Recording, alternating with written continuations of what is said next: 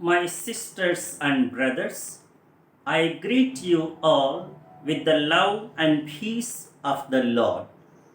I invite you to meditate together with me on the Holy Word of God of 14th May 2021. Today we celebrate the festivity of St Matthias the Apostle. And the focus of our reflection, true faith should constantly teach us that life is not something fortuitous, but a gratuitous and gracious choice and the gift of God given to us. In the first reading from the Acts of the Apostles, we have the process of choosing Matthias into the team of the 12 in the place of Judas Iscariot, who fell away. The reason is quite simple. 12 is a number significant and symbolic in the history of Israel. It refers to 12 tribes of Israel, 12 patriarchs, 12 apostles of Jesus. Insofar as the 12 symbolize the 12 patriarchs of the new Israel, the 12 pillars of the new edifice of Christ, the church, it is fitting that the place of Judas Iscariot, the traitor, should be filled up by another disciple.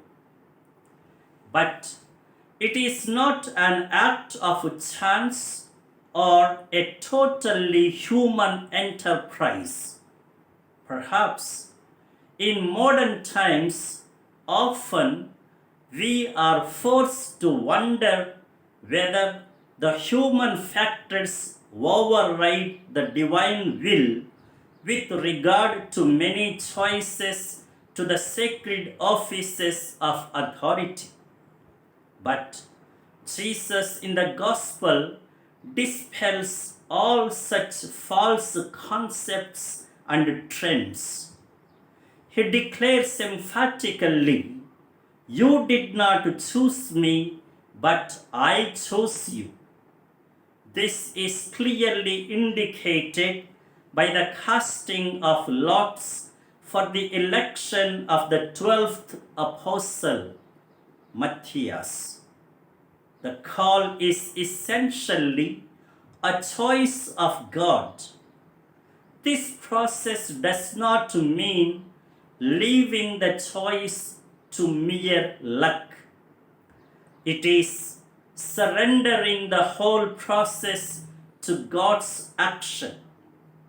This submission to God's choice should reign over all our human processes of election or appointments and should be an unfailing norm. It is God who chooses us so that we love Him, abide in His love, and follow His commandments.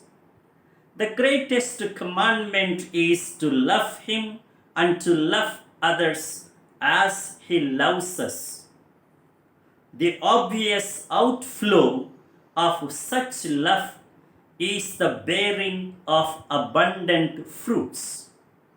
This is the best witness.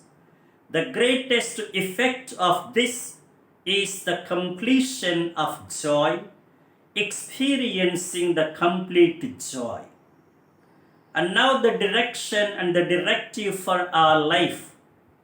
It is so sad that at times in our modern times, human considerations and manipulations overpower God's will and plans, and human dictates dominate the divine norms. It is high time to reawaken the spirit of submission and mission.